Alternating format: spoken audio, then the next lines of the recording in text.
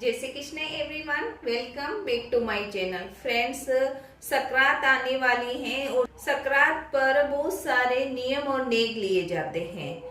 आज इस वीडियो में हम ये जानेंगे कि सीता माता के नित्य नेम की कहानी का नियम कैसे लिया जाता है और उसका उद्यापन किस तरह करते हैं। कहा जाता है कि इस कहानी को सुनने से घर में कभी भी अन्न और धन की कमी नहीं रहती है, घर में बरकत बनी रहती है, कोई भी काम आता है घर में वह पूरा हो जाता है। संक्रांत की बहुत सारी वीडियो मेरे चैनल पर डाल रखी हैं, आप उन्हें भी जाकर जरूर चेक करें। सीता माता की नित्य नेम की कहानी को दो तरह से सुनी जाती है। 1.5 साल तक सुनी जाती है, जो 6-6 महीने कर उनको सुनते हैं, और कुछ लोग 1 साल तक ये कहानी सुनते हैं, यानी संक्रांत से संक्रांत तक 1 साल तक इस कहानी को सुनने के बाद इसका उद्यापन कर लिया जाता है। उद्यापन करने के बाद भी आप ये कहानी वापस सुन सकते हैं। ऐसा नहीं है कि उद्यापन कर लिया है तो ये कहानी आप नहीं सुन सकते हैं। तो अब ये जान लेते हैं कि सीता माता के नित्य नेम की कहानी हमें कैसे लेना है।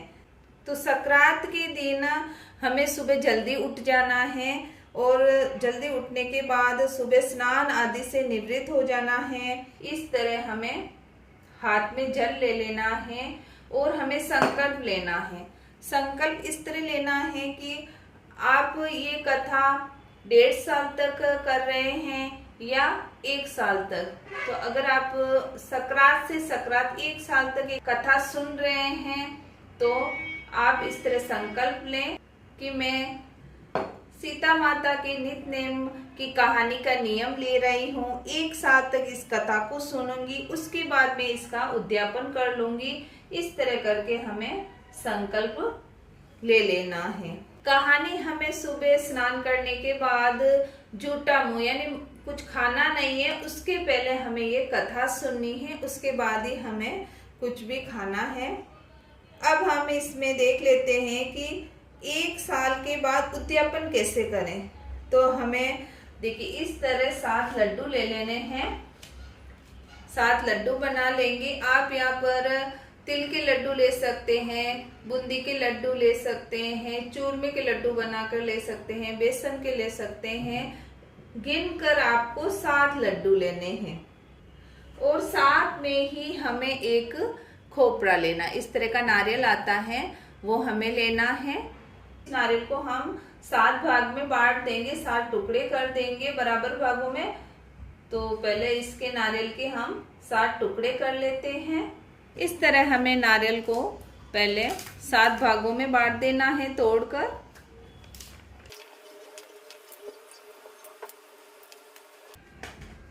और दक्षिणा के लिए हमें रुपए लेने हैं। तो इस तरह हम रुपए ले लेंगे। सामर्थ्य हो उसके हिसाब से आप दक्षिणा रख सकते हैं। और साथ में ही हमें 7 इस तरह के दोने ले लेने हैं जिसमें लड्डू रखेंगे। तो अब हमें इन 7 दोनों के अंदर 7 लड्डू रखने हैं। इस तरह इसके साथ ही 7 दोनों हो गए। अब हम इसके अंदर ये लड्डू रख देंगे।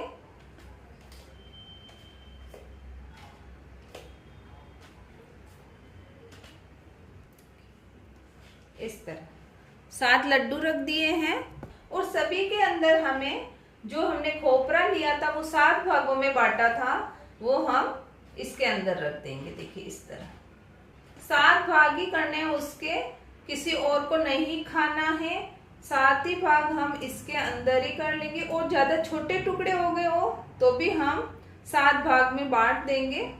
और उसके बाद इसके अंदर हमें दक्षिणा रखनी है। जितना भी सामर्थ्य हो उसके हिसाब से हमें दक्षिणा इसके अंदर रखनी है। मैं 10-10 रुपये रख रही हूँ, आप इससे ज्यादा भी रख सकते हैं और इससे आप कम भी रख सकते हैं। जब भी कोई आप संकल्प लें उसके पहले हमें रोली का टीका कर लेना है। देखिए इस तरह हम सभी के रोली का टीका कर देंगे।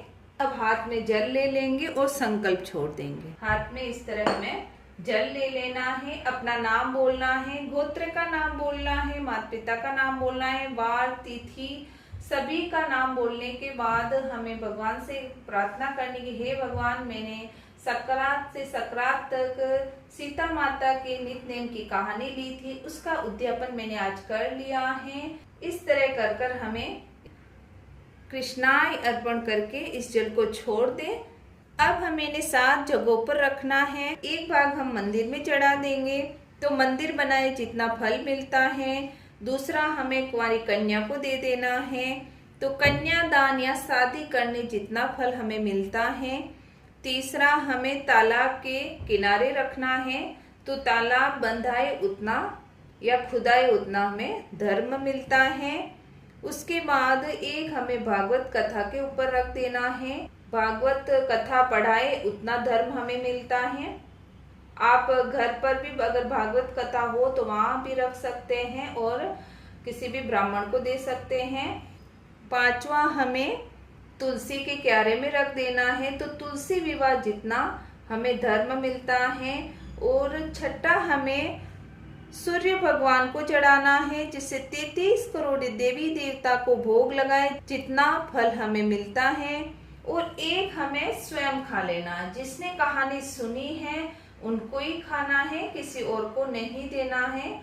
और खा के हमें व्रत पूरा कर लेना है, यानी इस कथा का व्रत हमारा पूरा हो जाएगा।